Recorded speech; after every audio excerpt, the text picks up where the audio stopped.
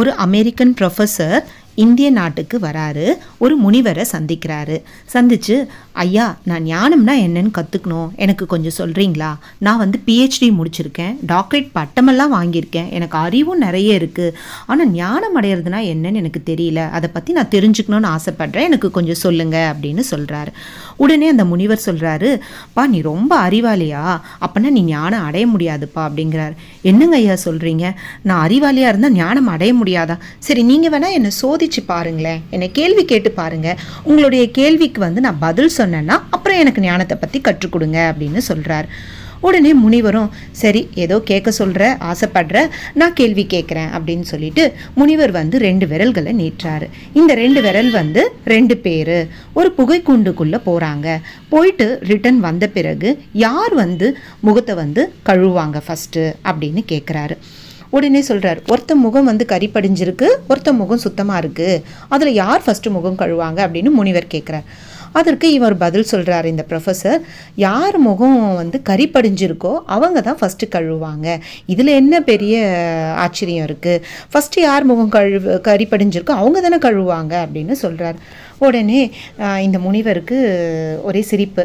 இல்லை, தப்பு, கறி படிஞ்சவன் ஃபஸ்ட்டு கழுவ மாட்டான், யார் முகம் சுத்தமாக இருக்கோ அவன் தான் ஃபஸ்ட்டு கழுவான்.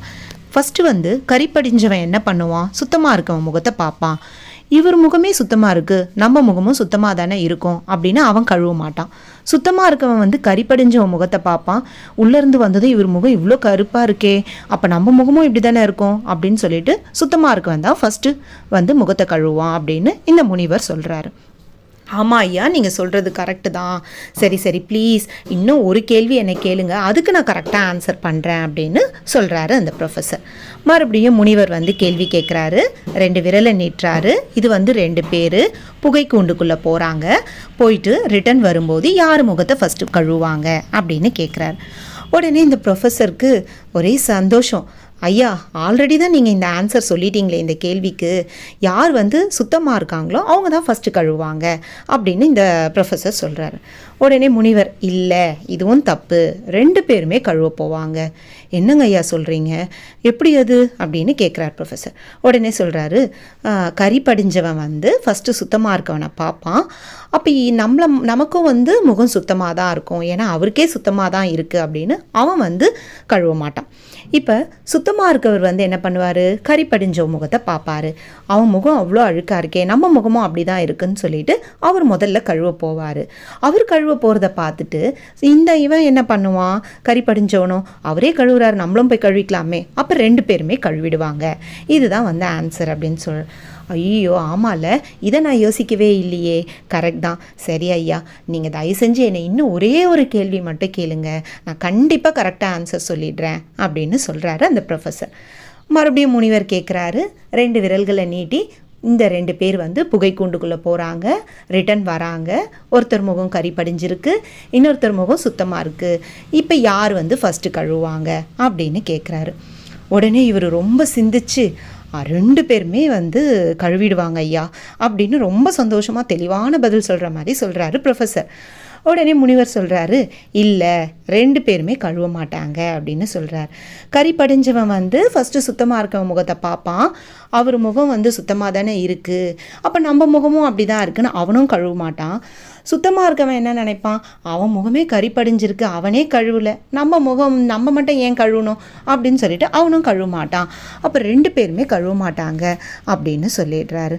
ஓஹோ அப்படியா, சரி சரிங்க ஐயா, இது கடைசி கேள்வி, இது மட்டும் நீங்கள் என்னை கேட்டுருங்க, நான் கண்டிப்பாக வந்து கரெக்டாக ஆன்சர் பண்ணிடுறேன் ப்ளீஸ் அப்படின்னு கெஞ்சுறார் ப்ரொஃபஸர்.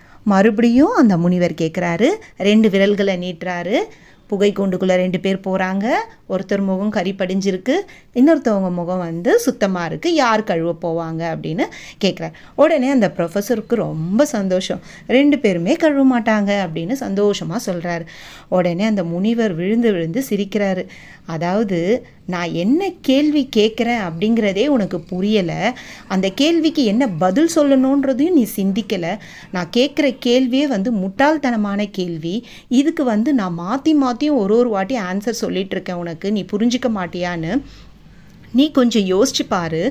புகை கூண்டுக்குள்ளே 2 பேர் போகிறாங்க, அது சாத்தியமா? ஒருத்தர் முகம் மட்டும் கரிப்படிஞ்சிருக்கும், இன்னொருத்தர் முகம் வந்து சுத்தமாக இருக்கிறது. அதை முதல் நீ சிந்திச்சியா? நீ வந்து கேள்வியே ஒழுங்காக புரிஞ்சுக்காம விதவிதமான ஆன்சர் நான் சொல்லியும் அதே ஆன்சரை நீ எனக்கு சொல்கிறியே, அப்போ உனக்கு எப்படி ஞானம் வரும்?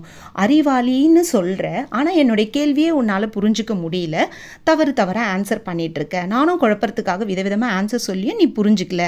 நீ வந்து ஞானம் அடையிறதுக்கு தகுதியானவனா, கொஞ்சம் சிந்திச்சு பாரு அப்படின்னு சொல்கிறாரு. அதாவது வாழ்க்கையிலையும் நம்ம என்னங்க பண்ணுறோம், பல பேருக்கு வந்து நம்ம ஆன்சர் கொடுக்குறோம். அதாவது அவங்க என்ன கேள்வி கேட்குறாங்கன்றத புரிஞ்சுக்கிறதே இல்லை. நம்ம ஆன்சர் சொல்லணும் அப்படின்றதுக்காக கேள்வியை புரிஞ்சிக்காமையே வேகமாக ஆன்சர் பண்ணிடுறோம். கொஞ்சம் கூட ஒரு விழிப்புணர்வும் நம்மக்கிட்ட இருக்காது. இவங்க என்ன கேள்வி கேட்குறாங்க, அதுக்கு நம்ம என்ன ஆன்சர் பண்ணணும், இந்த கேள்வி சரிதானா, இந்த கேள்விக்கு நம்ம ஆன்சர் பண்ணணுமா, இந்த மாதிரியெல்லாம் நம்ம விழிப்புணர்வோடு சிந்திச்சு பார்த்தா வாழ்க்கையில் பல பிரச்சனைகளை நம்ம தவிர்க்கலாம். ஸோ ஓஷோ உபநிஷத்தில் இருந்த கதை இது. படித்ததில் ரொம்பவும் பிடிச்சது, பாதிச்சது. அதனால் இன்றைக்கு இந்த பதிவு. நன்றி. வாழ்க வளமுடன்.